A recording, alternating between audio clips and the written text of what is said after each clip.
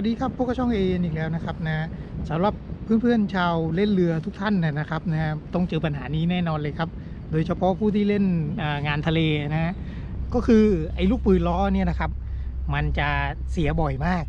นะครับนะเสียบ่อยมากทีนี้เราจะเลือกลูกปืนล้อยังไงให้คุ้มค่านะครับให้มันประหยัดที่สุดนะ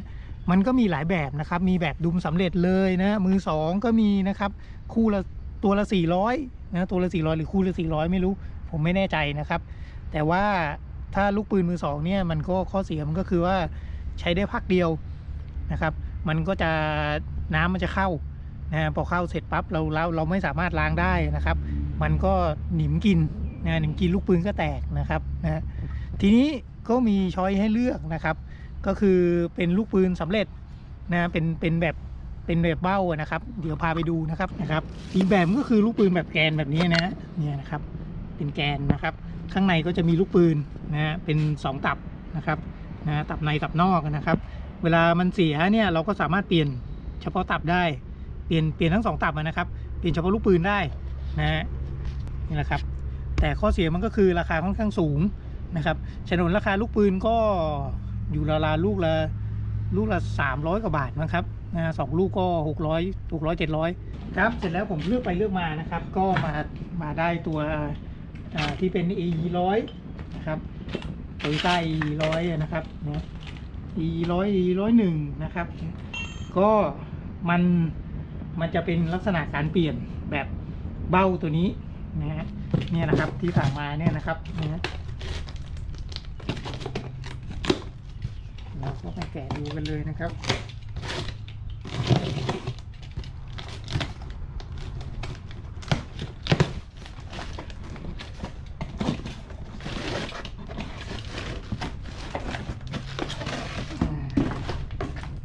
เขาก็แพ็คมาอย่างนี้เลยนะตัวนี้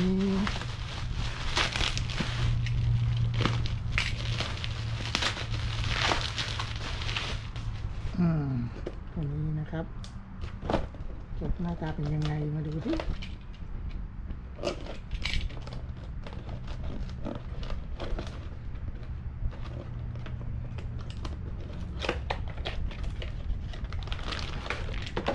โอเคนะครับหน้าตาก็จะมาประมาณนี้เลยนะครับ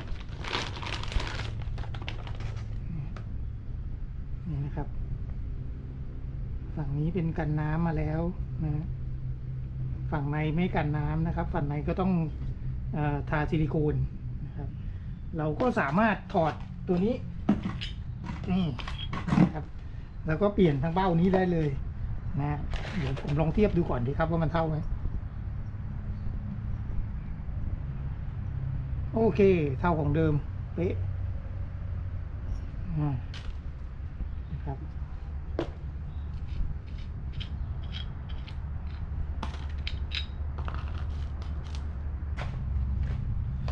ใส่จระบีเยอะๆมันจะสามารถช่วยเรื่องสนิมอะไรได้ด้วยนะครับ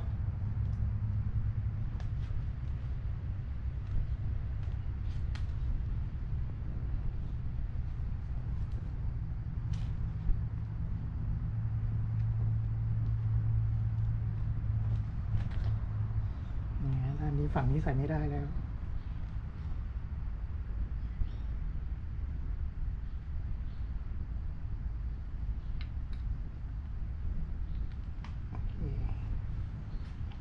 ใส่เข้าไปก่อนนะครับเดี๋ยวค่อยนั่นอีกทีค่อยใส่จระบีเติมอีกที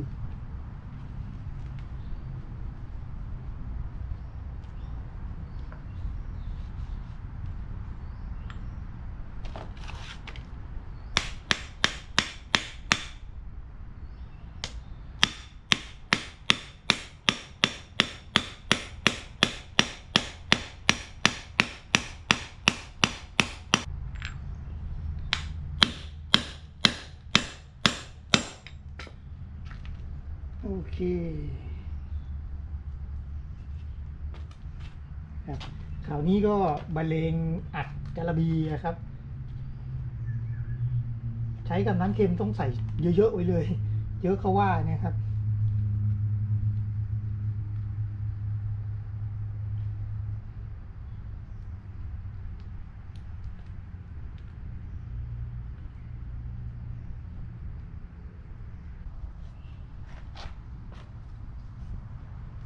ตัวนี้จะเป็นของ AE 100นะครับมันจะใส่มันจะมีเปลี่ยนเฉพาะชุดนี้นะครับบางตัวเนี่ยเราไม่สามารถเปลี่ยนเฉพาะชุดนี้ได้นะครับเราก็ต้องเปลี่ยนทั้งตัวเลยเปลี่ยนทั้งตัวก็ฉนวนราคาของใหม่ก็คือตัวละ900 กว่าบาทนะครับนะตัวละเกือบพันนะฮะแต่อันเนี้ยตัวหนึ่งตก500 กว่าบาทนะลดลงไปครึ่งเลยนะครับเวลาเปลี่ยนก็เปลี่ยนเป็นคู่นะ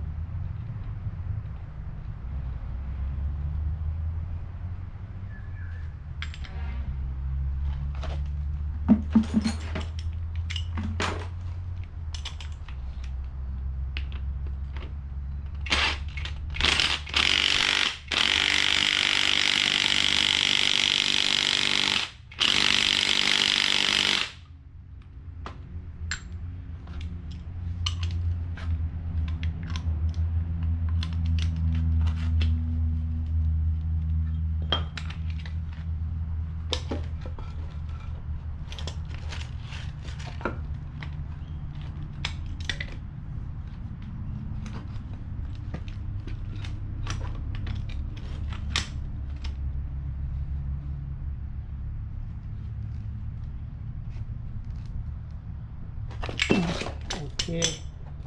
แน่นแล้วก็จริงๆเขามีให้ตอกตรงนี้นิดนึงนะตอกดีไหมวะตอกดีกว่าครับ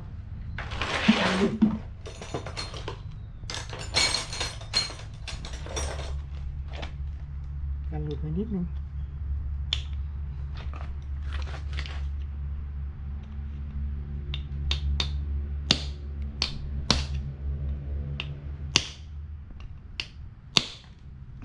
โอเคกันหลุดแล้วทีนี้นะครับเสร็จแล้วเราก็ไปประกอบกับตัวรถกันเลยนะครับตัวเทรลเลอร์กันเลยนะครับก่อนใส่เราก็อุดรูด้านในนี้นะครับเพราะว่าเผื่อว่ามันรั่วนะพอมันรั่วปั๊บเนี่ยน้ำเข้าทางกระบอกเนี่ยนะมันก็จะเข้ามาหาลูกปืนโดยตรงเลยนะครับเสร็จแล้วก็ทาซิลิโคนรอบนี้นะซิลิโคนก็ผมเอาซิลิโคนธรรมดานี่แหละครับยิง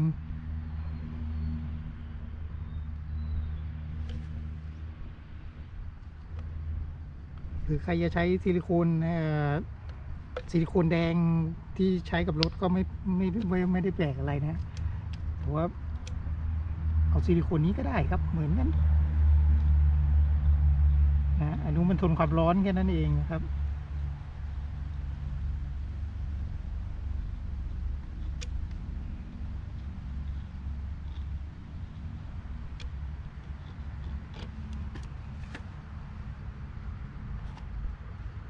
เวลาเอาออกจะลำบากนิดนึงนะต้องแงะออก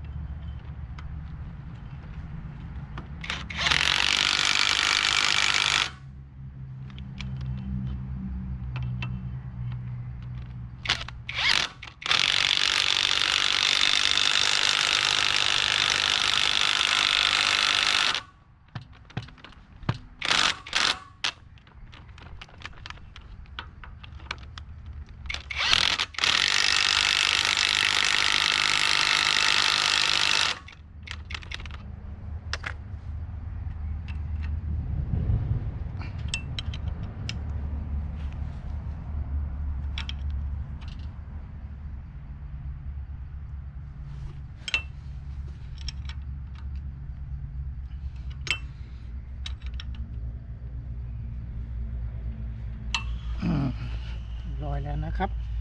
แล้วก็รูปจาระบีซะหน่อย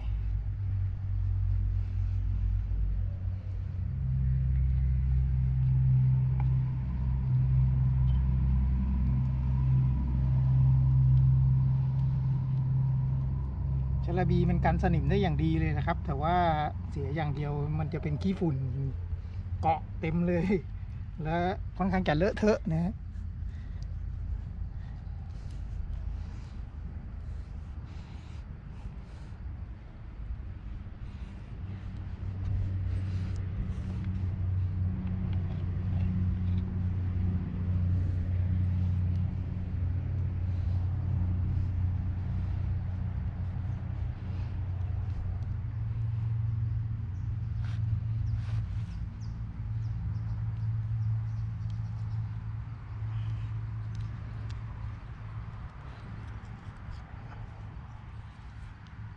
ลงจาระบีไปเลยครับให้มันเต็มไปเลย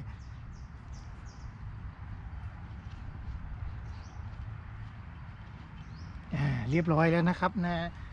ถ้าใครเจอปัญหานี้นะครับลองไปหาทางวิธีนี้นะครับ ผมว่ามันประหยัดสุดแล้วนะครับ ประหยัดดีนะครับ ไม่ใช่ประหยัดสุดหรอกครับ ประหยัดสุดนั่นต้องลูกเฉพาะลูกปืนมันนะจะประหยัดสุดนะครับ ถ้าวิธีนี้ก็ประหยัดรองลงมาครับ แต่ว่าทีนี้ว่าของเดิมมันเป็นเบ้าอย่างนี้อยู่แล้วนะครับนะแล้วก็เลยว่าเลือกตัวที่เหมาะสมสุดและราคาถูกสุดนะครับ เพราะว่าไอเนี้ยถ้าเล่นนะครับ คนที่เล่นบ่อยๆจะรู้เลยว่ามันเปลืองนะมันใช้บ่อยมาก มันเสียบ่อยอะครับพูดง่ายๆนะก็ขอบคุณมากครับสำหรับการรับชมคลิปนี้นะครับ ถ้าสินค้านะครับสนใจสินค้าตัวไหนก็ใน Shopee เลยนะครับนะในลิงก์มีทุกตัวครับที่ตัวที่ใช้ในงานในคลิปนี้นะครับขอบคุณครับ